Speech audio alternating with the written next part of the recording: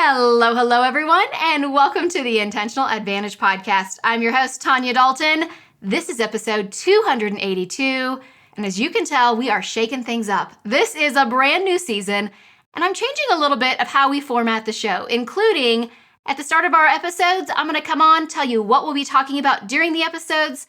We'll roll into the music, straight into the conversations we're going to be having this season. I did talk last episode about this brand new season, and I shared that it would be conversations and not interviews, conversations. We'll talk about that more in today's episode, but this first episode of the season, this is a solo episode. It's just you and me. I like to be very intentional. I love to set the tone for the season, and as you know, if you've listened to this podcast for any time, it's so important for me that I really be intentional with how the season unfolds. So we're going to start with an episode talking about the spiritual art of work and life, which is our theme for this season. In today's show, we're going to talk about what does that mean, spiritual art of work and life. We're going to talk about how it ties into success and money, how to find meaning in your job, what the word work really means, and even how humans couldn't see the color blue until modern times. Yep. This is all going to make sense by the end of today's show, so let's get started. There's a spiritual art to work and life. I'm not talking about sitting in silence on a mountaintop or chanting mantras for hours a day, but finding meaning in your work in everyday life can increase your productivity, boost your happiness, and yes, make you feel so much better about your days. I'm Tanya Dalton, a best-selling author, motivational speaker, seven-figure entrepreneur, and oh yeah, wife and mom. So I get it. I understand the stress of daily life. But as a productivity expert, I'm here to help you choose the extraordinary life. This season, we will be exploring work, parenting, personal growth, and more. Because when you choose to be intentional, every day can be filled with meaning. Let's create the world we want our daughters to live in. This is the Intentional Advantage. All right, let's dive into today's show because I want to talk about this idea, this theme of spiritual art of work and life. What does that mean? What is spiritual? So let me tell you what it's not, first of all. It's not sitting on a mountaintop chanting for hours on end. It's not going on a silent retreat, although both of those are great things to do. It's really at its heart when we talk about this idea of spirituality, when we talk about discovering who we are, it's finding contentment, it's being intentional, it's finding the joy in our everyday lives. It's not about giving up wanting money. Oh no, absolutely not. It's not about giving up success. It's changing our relationship with success and defining what you really want. And then living each day with that meaning, really understanding what it is you're doing, finishing up your days feeling incredible when your head hits the pillow, feeling amazing. And then the big question is, how does this tie in with productivity? Well, if we take our definition of productivity that we've agreed upon, that productivity is not about doing more, it's doing what's most important, it's leaning into that idea of what is most important. You know, I want you to wake up and feel excited about your days. I want you to go to your job, wherever that is, whether you're an entrepreneur or in a corporate workspace or working for a small business or the CEO of your home. I want you to wake up and feel excited about what you get to do. I want you to find more meaning in the tasks, the activities, the things you're doing on an everyday basis. I want you to feel really good about what you're choosing to do. So that's what we're going to be leaning into.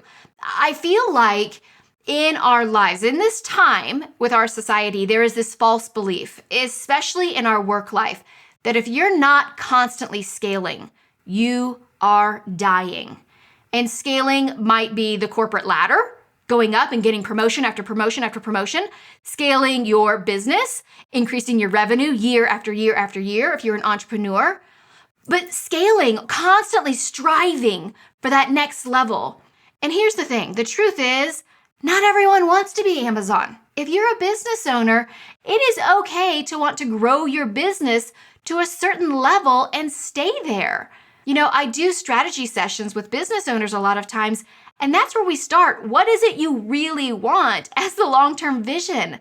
It's okay not to want to be an 8 or a 9-figure company or even a 7-figure company. It's okay to choose where you want to get there, and then create systems so you're able to do other things.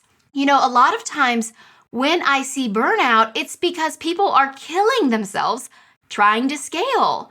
And then when we dive into it, the truth is it's not even what they want. That's not even what they're desiring their business to do for them.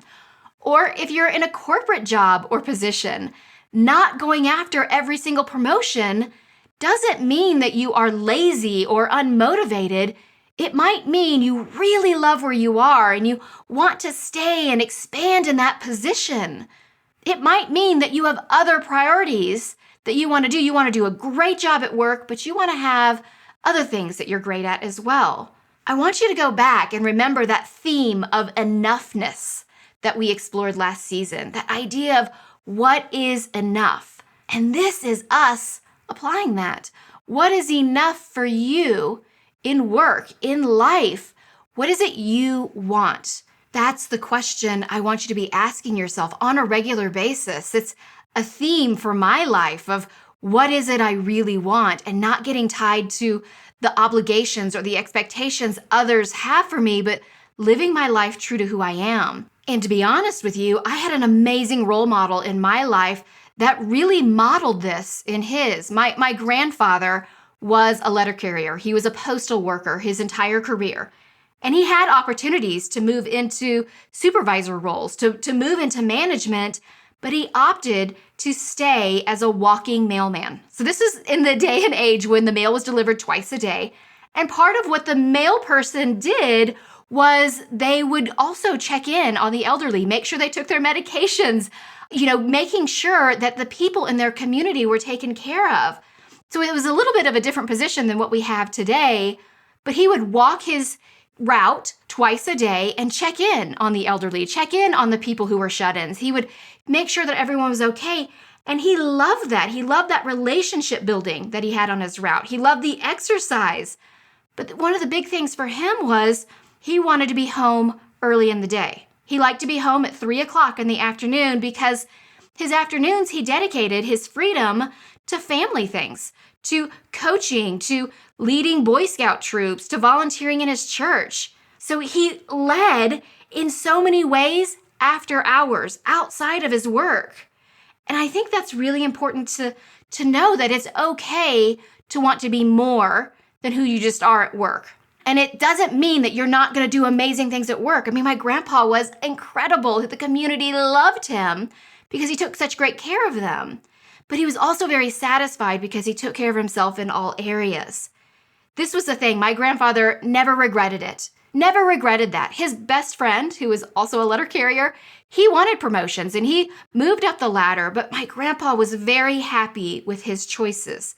I was actually talking to my dad about my grandpa the other day, and here's what my dad said to me. He said, your grandpa never wanted riches in the form of money. He wanted to be rich in the kind of life he led and the freedom he felt of living his life on purpose.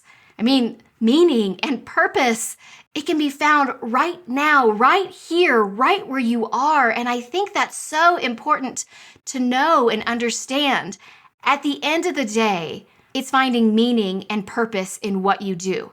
And sometimes that means not striving after the promotion or not scaling your revenue to an insane number, but seeing your value, being really clear on what you desire and what you want.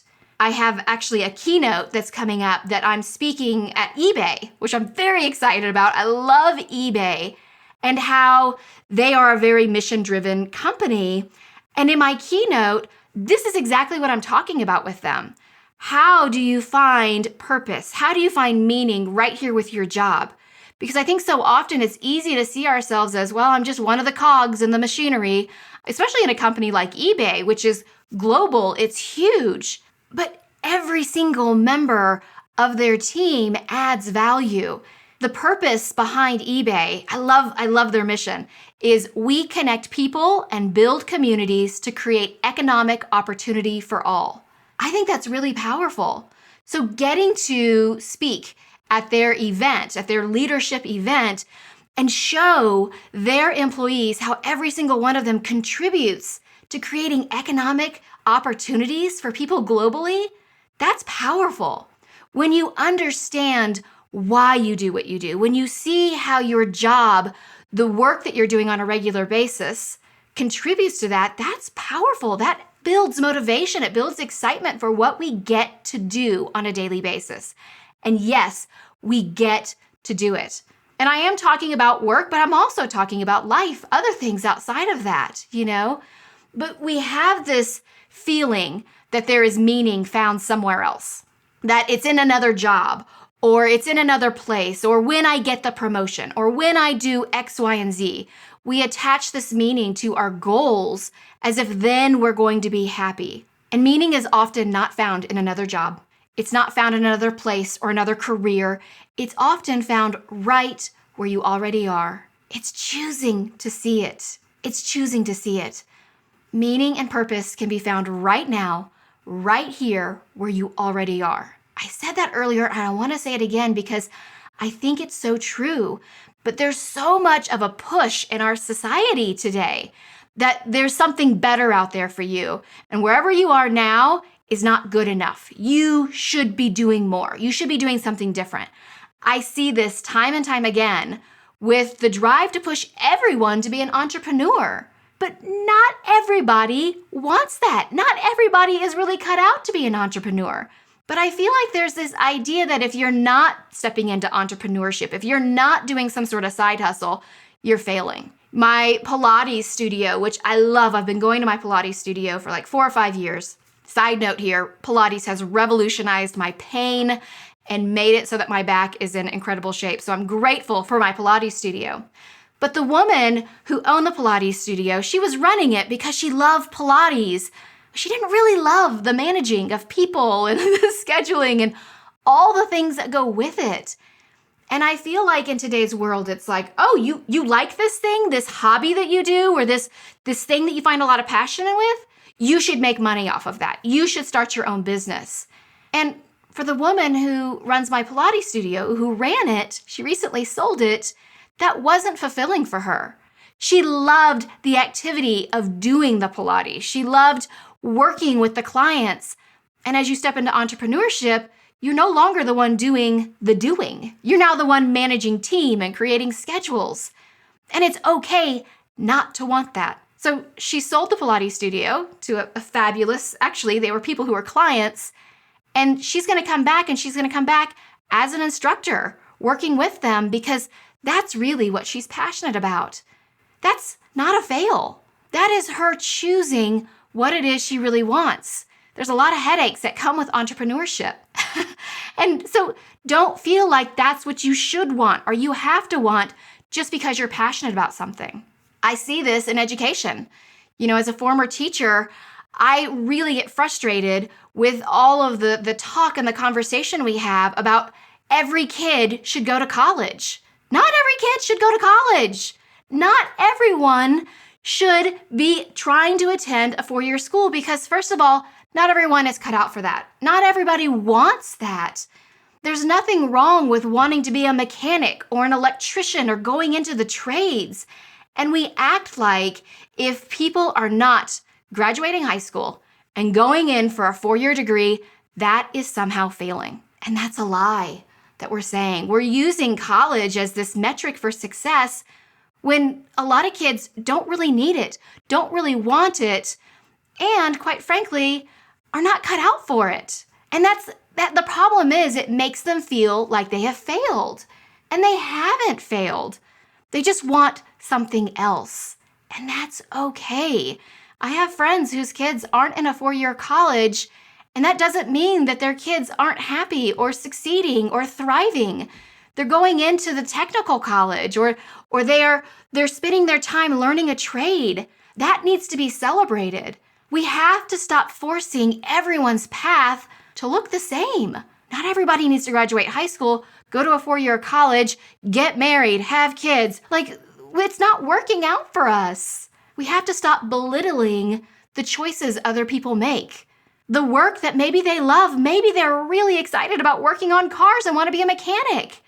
Mechanics make great money. Trust me, my car's in the shop right now. My mechanic's doing great.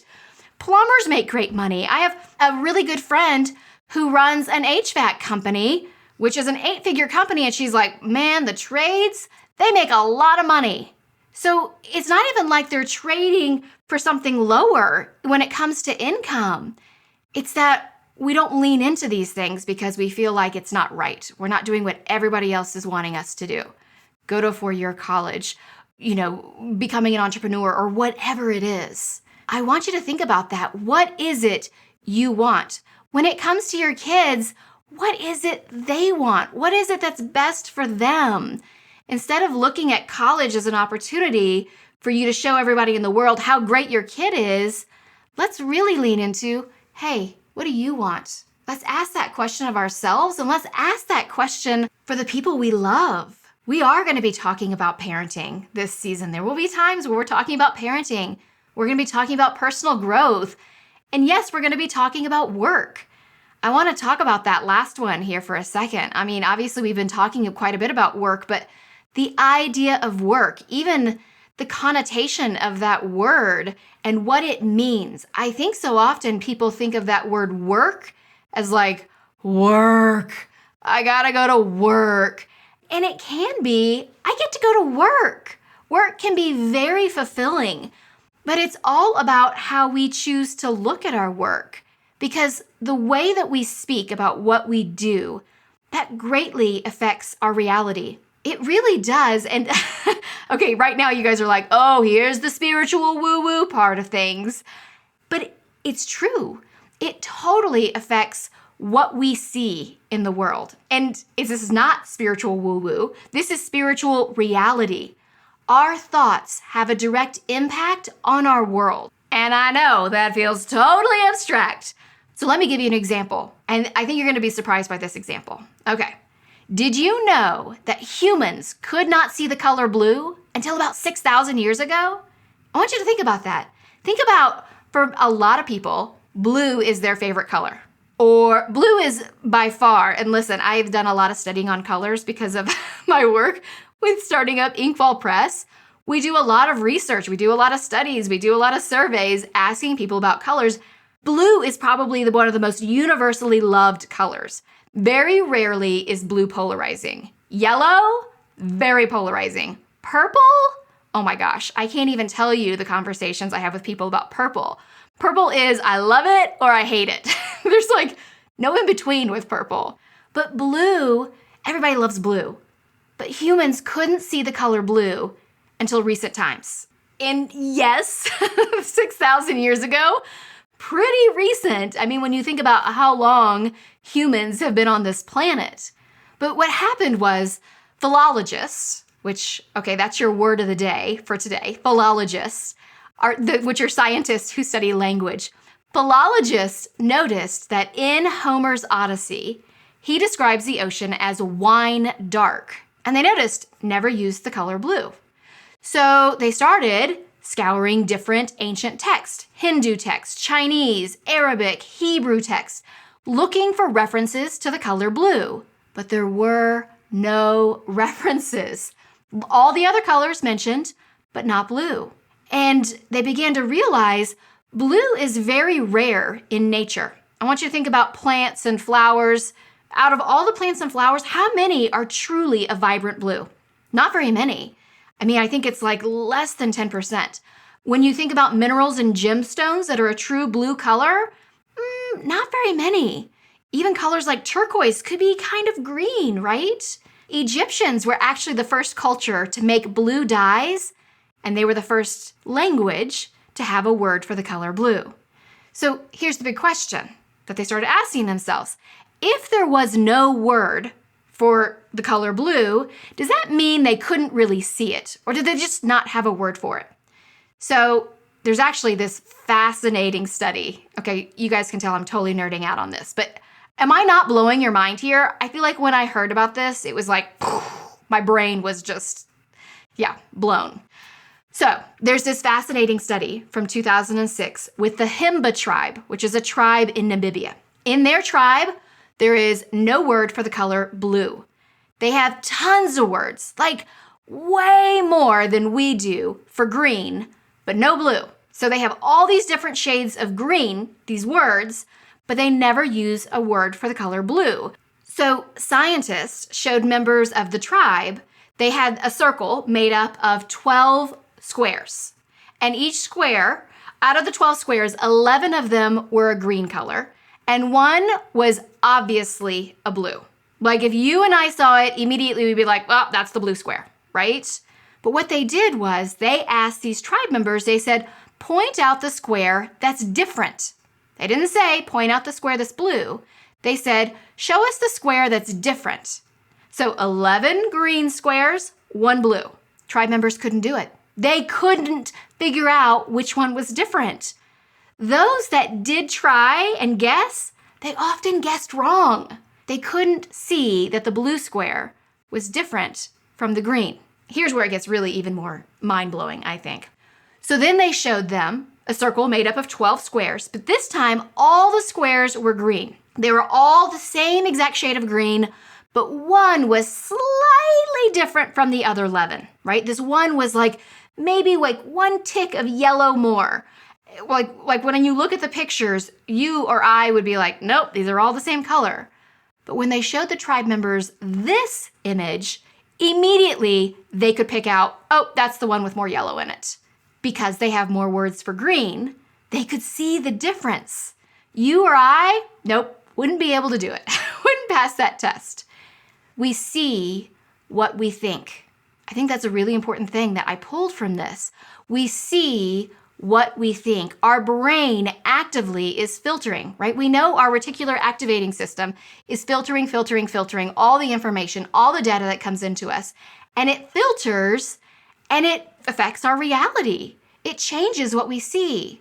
So whatever we think, that's what we're going to see in the world.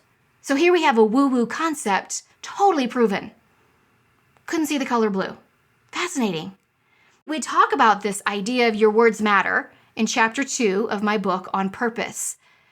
But I love this example, and it's not one that I included in the book because I didn't know about it. I literally just discovered this in the past week, and I think that is so powerful to understand.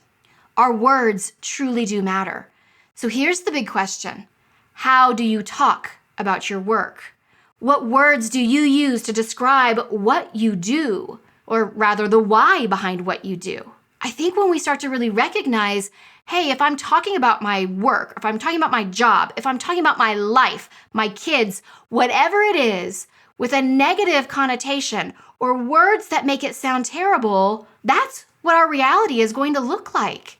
That is really what we are going to start to see. Our brain is going to filter for what we are telling it to filter for. And for that tribe in Namibia, that Himba tribe, it was told to filter for green, not blue.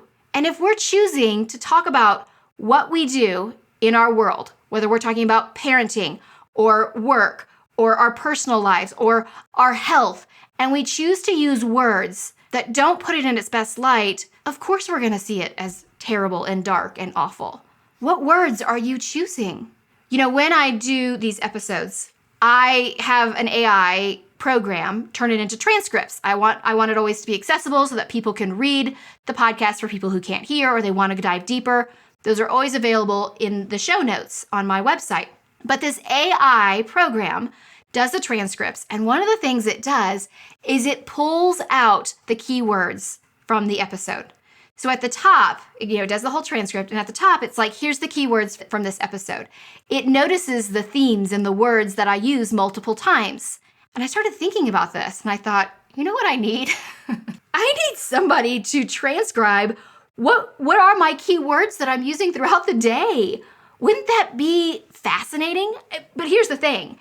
After I started to notice this, that the program was pulling out the keywords, you know what started happening? I became much more cognizant of the words I was choosing.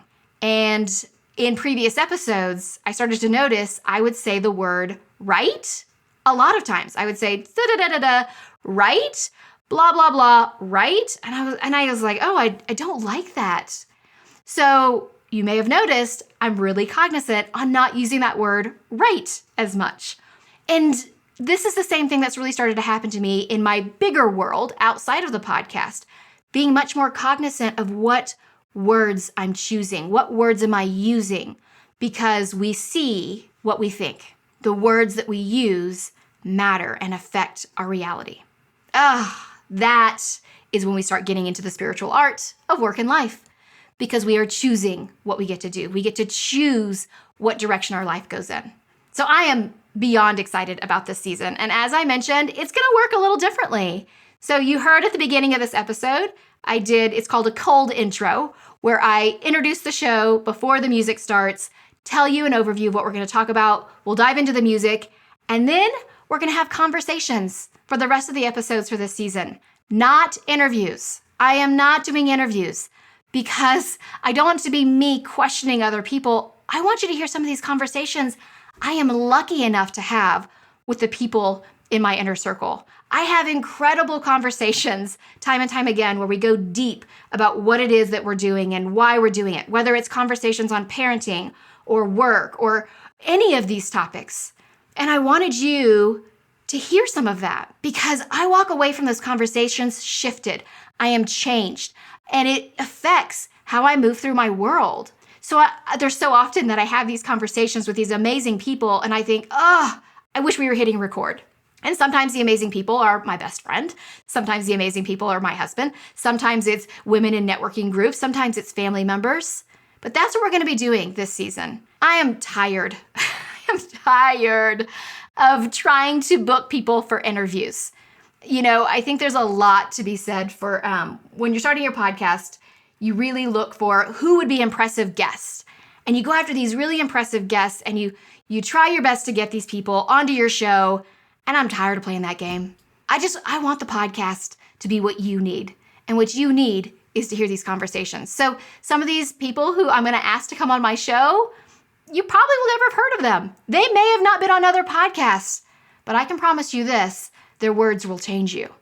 And I've already started really mapping out what kind of topics we're going to cover. And my list is quite frankly more than we could possibly do in a season, let alone in a year. But I've written words like focus, understanding your intuition, parenting kids differently, leading with grace, having space for emotions at work, bringing your gifts into work, your passion and the things that you do, defining why, not what you do, getting to the heart of your job and understanding what you want to prioritize, work and happiness, making an impact, really maybe even stepping into philanthropy. But the truth is, this is my brainstorm. We're going to see where the conversations take us. I'm going to meet with each person who comes on the show for a few minutes. We're going to talk about where we think the show's going to go to make sure it's really using your time well. But at the same time, it's a conversation. So I'm excited about where this is going to lead us. I am so excited about this. I want you to find more meaning in your life, in your work, in the things that you get to do on a regular, everyday basis. This is one of the things I am truly passionate about, and I love speaking about this. You heard me talking about how I will be speaking at eBay very soon. If you are looking for a speaker, if you are looking to bring in a keynote speaker or someone to come talk to your group, I would love to do that. There is nothing I love more than getting people fired up about the jobs they get to do. So you can go to tanyadalton.com/speaking to learn more about having me come and meet with your group, whether it's an organization or a foundation or a company or a corporation. I love to come and speak. So tanyadalton.com/speaking. Let me give you a quick little momentum builder for today. We talked about the words that we use and how much they influence our lives. I want you to start paying attention to the words that you're using. Just start getting really cognizant of I notice this is how I talk about work, or this is how I talk about parenting, or this is how I talk about my hobbies. This is how I talk about my time. Just start paying attention and notice if there's anything you would like to shift or change or adjust, because that's the first step. That's the first step to finding that inner contentment, the spiritual art of work and life. And when we have that, when we are excited about what we get to spend our days doing, that's when we know we've got the intentional advantage. Ready to take action on what we talked about on today's episode? The easiest way to get started is my free Take 5 challenge. 5 minutes a day for 5 days. That's it. And yet it will boost your productivity and double your happiness, I can promise you. Thousands have taken the challenge. Go to tanyadalton.com/take5 to join, or click the link in the episode notes. And don't forget to follow The Intentional Advantage on your podcast player so you don't miss an episode.